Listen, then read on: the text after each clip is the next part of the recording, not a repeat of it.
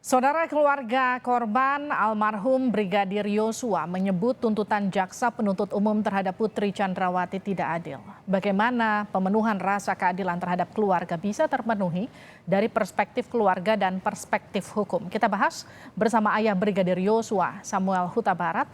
Pak Samuel, selamat petang. Ya, selamat petang. Kita juga akan sapa pakar hukum pidana Yenti Ganarsi. Bu Yenti, selamat petang. Selamat petang, Mbak. Selamat malam. Kita juga akan sapa Bu Ratna Batara Munti, aktivis perempuan. Tapi sambil kita menunggu sambungan ke Bu Ratna terhubung, saya ke Pak Samuel lebih dulu ya, Bu Yenti. Pak Samuel, bagaimana keluarga melihat tuntutan 8 tahun untuk Putri Chandrawati? Ya, melihat 8 tahun tuntutan dari jaksa penuntut umum terhadap Putri Chandrawati, yang terutama di sini kami sangat kecewa. Apalagi ibunya Yosua ya sangat merasa kecewa sekali. Karena kami menganggap si Putri ini adalah berperan sangat penting di sana. Kenapa kami bilang berperan sangat penting? Dari dialah asal mula dari pengaduannya ke Verdi Sambo, makanya terjadi pembunuhan berencana ini. Laporan dialah ke Verdi Sambo sesudah sampai dia dari Magelang ke Jakarta.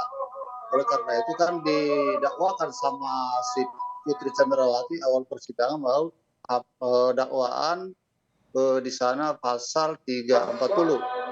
Jadi oleh karena itu kami sangat berharap dari awal persidangan ini bahwa yang diterapkan buat Putri ini adalah hukuman yang semaksimal mungkin. Ternyata jauh dari pasal 340, yaitu tuntutannya 8 tahun. Baik, ternyata 8 tahun, harapan keluarga pasal 340 harusnya semaksimal mungkin. Saya ke Bu Yenti. Bu Yenti, Ya. jaksa menyebut terbukti berencana dan disengaja melakukan pembunuhan itu untuk Putri Chandrawati, tapi tuntutannya 8 tahun. Bu Yenti, ini bagaimana catatan Anda melihat hal ini? Ya, kaget sekali ya. Ini kan ada pembunuhan berencana yang dilakukan bersama-sama, ya. Bahkan kalau Eliezer itu kan justice collaborator, ya. Setelah itu ini banyak hal ya. Kenapa waktu itu di split sing itu kan berbeda-beda itu kan karena berbagai pertimbangan gitu ya, supaya walaupun hakimnya sama, jaksanya sama. Nah, oleh karenanya harusnya mereka koordinasi dong. Jaksa-jaksa itu ini bukan terpisah gitu. Bagaimana mungkin Sambo bisa seumur hidup terus putrinya itu adalah hanya 8 tahun. Eliezernya malah 12 tahun. Sementara kok sama-sama terbukti. Sama-sama terbukti kan aneh ya. Saya sebagai ketua masyarakat hukum pidana ya. Saya nih ketua masyarakat hukum pidana. Saya ya saat ini selaku pribadi ya, tetapi melihat cara splitsing dikarenakan waktu itu kan splitsing itu nggak biasa seperti ini, tapi dikarenakan situasi sedemikian rupa maka di splitsing harusnya konsisten dong.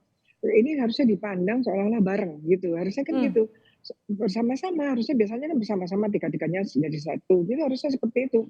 Hanya memang beda waktunya kan gitu. Ya harusnya bagaimana mungkin ya, misalnya mereka tiga-tiganya itu bersama-sama 340, yaitu Sambo, Putri dan Eliezer kan gitu ya. Nah terus tiba-tiba yang sama-sama terbukti ini dan bukan justice collaborator itu kok malah pidananya beda sekali, alasannya apa gitu ya. Saya gini ya, mengagetkan gitu. Pada waktu dakwaan pembuktian itu kan menggebu-gebu sekali nih jaksanya. Jadi orang berpikir kenapa nih jaksa jadi seperti ini gitu kan. Kita berpikir, dan kenapa ya jadi seperti ini. Dulu jaksanya perempuan itu yang galak sekali diganti, ya kan gitu ya. Nah, itu kan jadi catatan. Nah, sekarang seperti ini. Tapi potret penegakan hukum pidananya berkaitan 340 ini tidak mencerminkan satu keadaan yang memang realnya seperti apa gitu kan. Malah kalau kita Eliezer oke lah, itu alat kita berpikir ya, walaupun seharusnya bukan perintah, tetapi dia dalam kondisi yang tertekan lah apapun gitu ya, ada relasi kuasa dan sebagainya, walaupun pada akhirnya diiming-iming ada uang juga gitu ya. Nah ini kan aneh, yang ini kok malah justice collaborator lagi, malah 12 tahun, ini malah 8 tahun. Jadi aduh ya rasanya ya kaget ya, kebetulan saya yang di luar negeri. Jadi saya berpikir, waduh ini apa ya, kok bisa begitu gitu. Baik, Bu Ya Yenti. sangat-sangat berduka ya. Kalau kita lihat dari tuntutan terhadap Putri Chandrawati, selama ini kan Putri dianggap ikut merencanakan bersama dengan Sambo, ikut memberikan tawaran terhadap iming-iming hadiah katakanlah terhadap Eliezer di persidangan, fakta ini Ya, terungkap. Tapi kemudian ya, tuntutannya 8 tahun barusan beberapa waktu yang lalu di program ini, masih di hari ini, saya berbincang dengan Jampidum, ia mengatakan 8 tahun itu sebetulnya sudah dengan pertimbangan yang cukup baik begitu. Itu sudah sesuai dengan apa yang kemudian beberapa unsur yang dipertimbangkan. Menurut Anda seperti apa, Bu? ya. Kok apa ya, pertimbangannya bagaimana ya? Ya mudah-mudahan ini bukan pertimbangan hakim nanti deh, gitu ya. Karena gini, eee, ya pertama kan dia sudah etikanya sudah tidak baik ya menghadapi persidangannya itu ya mereka dan dia juga oke gitu ya bahwa, TKP bukanlah di, di Magelang tapi di Saguling kan gitu ya. Itu kan sudah orang sudah ini ada apa seperti ini gitu kan. Kemudian menggebu-gebu saya bilang gitu, kemudian jaksanya ganti gitu ya, kemudian kemudian seperti ini, jadi harapannya juga, harapannya ya ini pidana mati ada relasi kuasa gitu ya, ini kan tidak bagus untuk cerminan, penegak hukum ya yang melakukan. Jadi begini, jadi dari segi apapun gitu ya, yang meringankan apa gitu kan, malah banyak yang memberatkan termasuk Sambo Hmm, ya, karena dia penegak hukum gitu ya. Jadi jangan dibilang bahwa dia sudah banyak jasanya, semua orang bekerja ya memang begitu ya. oke. Kan jasanya dia bekerja kan sudah dibayar gitu kan. Jadi sekarang ini ada aneh. Kalau ada pejabat melakukan korupsi misalnya langsung bilang, karena selama ini kerjanya bagus, dan memang harus bagus gitu. Aneh kan? Nah ini juga sama gitu kan, bahwa dia polisi bagus lah. Terus, tapi yang penting itu bukan polisi bagusnya, dia polisi. Dia itu malah harusnya berkaitan dengan pasal 52, 92 KUHP ya, yang sekarang berlaku, harusnya ada situasi seperti subjek seperti itu tuh harusnya memberat gitu. Jadi jadi bagaimana gitu ya. Nah, karena mungkin kan Sambonya sendiri udah jadi seumur hidup, terus ini kok jadi 8 dan yang paling penting ya bagi kejaksaan ya, yang paling penting adalah bagaimana ini adalah suatu kejadian, ini hanya di-split karena masalah-masalah yang sebetulnya sangat teknis ya, Hmm. sangat teknis. Kalau yuridis harusnya bareng-bareng ini kan. Nah, kemudian yang jadi justice collaborator yang membuka semuanya ini sehingga sehingga rasa keadilan korban terutama dan kita semua jadi korban ya, karena hukum pidana itu juga melindungi kepentingan masyarakat, bukan sekedar korban itu pribadi, Hmm. pribadi keluarga, Bapak Yosua, tetapi juga seluruh masyarakat juga jadi korban. Nah, kita jadi takut, kita jadi, ini bagaimana polisi dan sebagainya. Nah, ini kok tiba-tiba hanya 8 tahun gitu ya, padahal itu harusnya sama-sama. Kan sama-sama kalau dalam alurnya itu kan mereka berdua sudah ada beberapa kalau di Amerika itu ada namanya circumstantial evidence ya, bukti-bukti yang melingkupinya tidak harus langsung tapi melingkupinya misalnya ada pembagian uang ada di situ gitu ya, bahwa bahwa kemudian masuk ke kamarnya, satu mobil pula gitu ya, udah gitu menuduh lagi. Ya tetap menuduh lah, menuduh menuduh apa, bahwa bahwa diperkosa dan lain sebagainya Hmm. gitu kan, sementara yang bersangkutan tidak ada. Masa nggak tahu sih menuduh seseorang sudah meninggal itu nggak ada gunanya juga gitu, karena apa buktinya? Apalagi untuk seperti ini, Oke. kecuali menuduh orang, mencuri ada CCTV, orangnya meninggal oke lah ada CCTV, ini CCTV nggak ada loh. Baik. Jadi Tapi ini harus ada jawaban yang baik. Bu Yenti, Putri ini kan perempuan yang berhadapan dengan hukum. Sudah ada peraturan Mahkamah Agung nomor 3 2017 soal itu. Tapi kan di satu sisi publik itu melihat ada rekayasa dalam kasus ini. Asas-asasnya apakah sudah terpenuhi karena memang meskipun ini tidak terbukti di persidangan kan kuasa hukumnya juga bolak-balik mengatakan ya itu adalah korban yang kemudian posisinya tidak menguntungkan di kasus ini. Korban apa ya? Halo? Halo? Iya kan dianggap sebagai korban pelecehan, itu kan versi kuasa Oh iya hukumnya meskipun tidak terbukti iya di iya iya, persidangan. oh tidak dan itu tidak perlu dibuktikan di sini, ini bukan sidang pelecehan, ini sidang pembunuhan 340. Yang penting adalah ada seseorang berencana menyebabkan orang lain meninggal karena pembunuhan berencana itu sudah. Itu kan makanya kemarin tuh berlebihan ya, ngapain dilayani bahwa alasan ini. Motif tidak perlu, tidak harus dibuktikan. Hmm. Motif itu hanya petunjuk saja. Motif itu petunjuk saja, kita nggak motif dalam tanda petik ya. Kalau ngomong motif dalam tanda petik, Eliezer nggak punya motif sama sekali. Apa dia urusannya dengan Yosua kan gitu ya dalam tanda petik ya. Yang mempunyai urusan langsung dengan dengan hilangnya nyawa seseorang itu siapa, gitu kan? Oke. Nah, dengan tuduhan-tuduhan seperti itu tidak boleh dong ditarik-tarik ke sini. Jadi ini juga memang kemarin menurut saya ya kok dibiarkan gitu ya, orang mau bicara tentang alasannya adalah pelecehan yang tidak ada buktinya, tidak Mhm. ada CCTV-nya lah. Ya, tidak ada CCTV-nya, tidak ada buktinya. Mestinya ada CCTV rumah Magelang. Minimal keluar dari rumah itu wajahnya bagaimana gitu kan nanti Mhm. dinilai ya kan. Seperti itu. Kan itu masih bisa ya kan. Nggak ada, ini terlalu tuduhan itu terlalu memberatkan korban dan kali ini korban itu bukan hanya Bapak Yosua ya, masyarakat juga jadi korban loh, ini dari korban. Jadi memang karena hukum pidana adalah melindungi 3 kepentingan, itu kepentingan negara, masyarakat, dan kepentingan privat. Maka masalah Baik. 340 ini harus betul-betul tuntas supaya tidak ada korban-korban lain, apalagi ada relasi kuasa seperti Baik. ini. Oke, Bu Yenti saya izin potong sebentar, Bu Ratna Ya, mohon tunggu dan Pak Samuel, kami harus kumandangkan azan maghrib untuk wilayah Jakarta dan sekitarnya. Anda kembali bersama kami di Sapa Indonesia Malam, kita masih membahas mengenai tuntutan 8 tahun penjara untuk Putri Chandrawati. Saya ke Bu Ratna yang merupakan aktivis perempuan. Bu Ratna, meskipun tadi Bu Yenti juga sempat mention bahwa tidak penting lagi mengedepankan motif, karena kemudian ini pun tidak terbukti di persidangan. Kalau melihat jalannya proses persidangan di mana Putri sebagai perempuan yang berhadapan dengan hukum, adakah privilege atau keistimewaan terhadap Putri dalam kasus yang digaungkan selama ini dalam dugaan pelecehan seksual, Bu Ratna?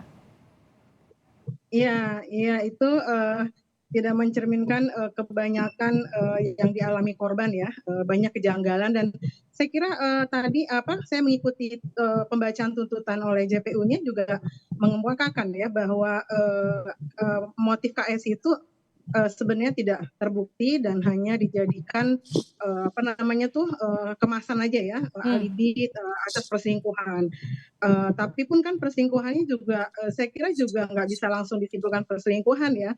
Dan itu kan juga apakah perselingkuhan itu malah jadi motif dari pembunuhan, itu kan ada yang harus dijelaskan dari perselingkuhan lalu ke pembunuhan itu sebenarnya apa yang terjadi gitu, itu kan nggak cukup dijelaskan oleh di dalam tuntutannya gitu ya. Tapi yang intinya sebenarnya KS itu tidak ada kan itu ya, tetapi yang saya sayangkan dengan fakta-fakta yang kemudian disimpulkan oleh JPU bahwa PC itu terlibat di dalam perencanaan pembunuhan itu, tapi kenapa kok tuntutannya hanya 8 tahun gitu. Kita tahu kan ada tadi ya gradasi sanksinya dari hukuman mati, kemudian seumur hidup, lalu hukuman 20 tahun. 20 tahun gitu. Nah 8 tahun itu kan masih di bawah dari setengah ya dari 20 tahun. Jadi itu sama sekali tidak mencerminkan keadilan.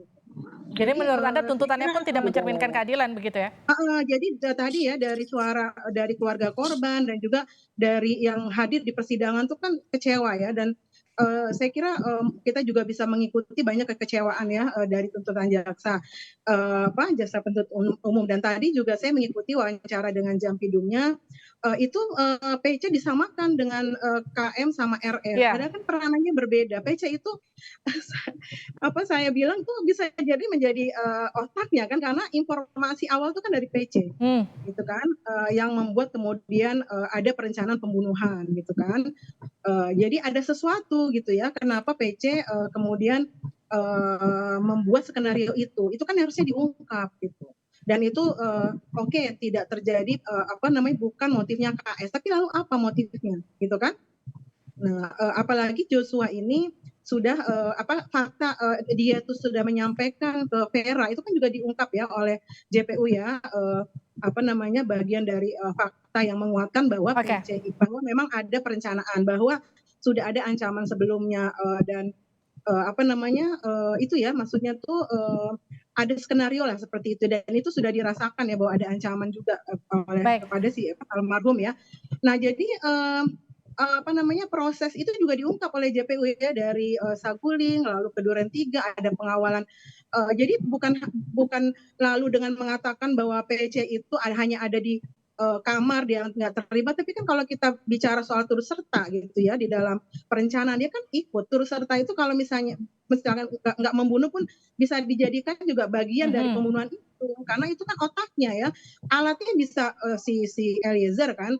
Tapi kan yang punya kepentingan tadi seperti disampaikan oleh tadi Ibu pakar pidana ya, itu yang penting yang punya motif, yang punya kepentingan untuk menghilangkan nyawa gitu. Jadi Eliezer di sini anggaplah sebagai senjatanya, tapi kan yang penting siapa yang merencanakan, yang mempunyai skenario dan motifnya itu, yang punya niat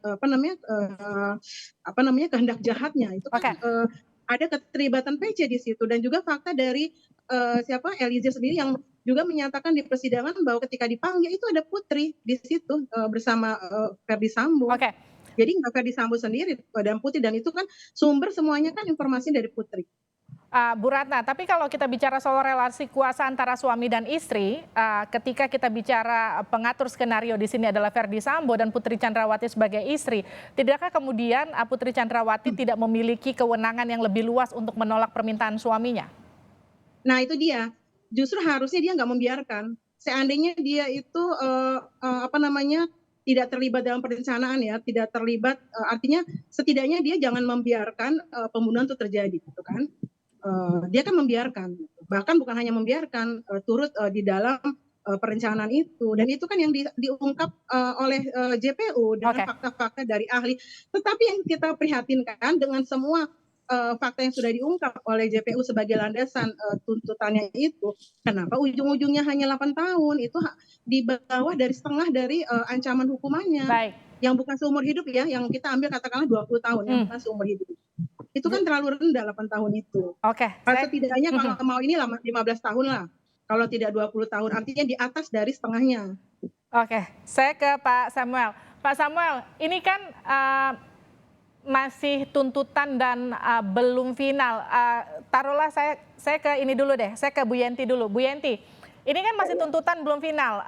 Seberapa besar kemungkinan hakim akan kemudian memberikan vonis yang jauh di atas tuntutan jaksa? Karena kalau kita lihat rasa keadilan publik karena memang kasus ini juga terblow up begitu luasnya, ini sangat tidak terpenuhi, apalagi rasa keadilan bagi keluarga. Ya, baik.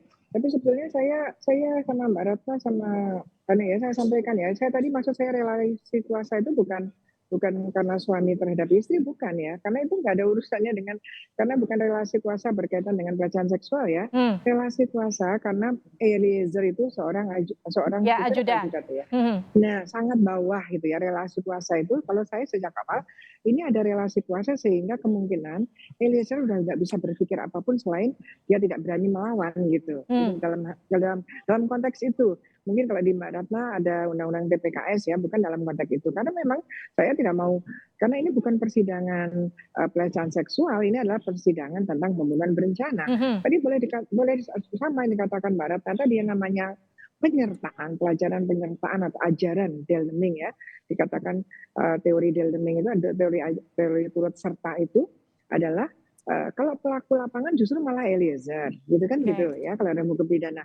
Tapi pelaku lapangan itu bisa jadi malah nggak dipidana, misalnya dalam keadaan terdesak atau bela diri itu malah nggak dipidana. Tetapi pelaku peserta itu memang dia tidak melakukan, tetapi dia berkomplot gitu ya, misalnya ya bersekongkol. Apapun lah itu bersekongkol, bukan pembantuan loh, bersekongkol. Dia tahu sejak awal dan kemudian punya rencana ya, punya kepentingan yang sama untuk terbunuhnya korban itu namanya sama-sama, itu namanya pelaku gitu ya. Jadi pelaku, jadi intelektual aktornya itu yang menurut saya ya berdua itu, kalaupun berbeda ya sedikit, bukan seperti ini jomplang sekali. Bahkan ini kan harusnya malu ya di dalam satu lembaga, malah Eliezer yang menurut saya itu adalah justice collaborator yang biasanya alat tidak punya, yang harusnya lebih ringan ya, malah 12 tahun, jadi aneh gitu ya. Nah itu jadi relasi kuasa dalam hal ini saya kaitkan dengan Eliezer pelaku lapangan yang diminta oleh Jenderal Bintang 2 lah ya, Bintang 2 ya. Jadi itu menurut saya itu dalam kondisi memang tidak berdaya. Nanti harapannya hakim harus berani gitu, menurutnya harapannya berani mendekati ke angka seumur hidup tadi, yaitu pidana mati. Baik, Bu Yenti. Pidana mati sementara seumur hidup atau 20 tahun gitu. Harusnya begitu, di paling ringan itu di 20 tahun harusnya. Saya ke Pak Samuel, ini masih tuntutan Pak Samuel, masih belum final. Harapan keluarga terhadap majelis hakim untuk vonis terhadap Sambo, Putri Chandrawati dan juga Eliezer.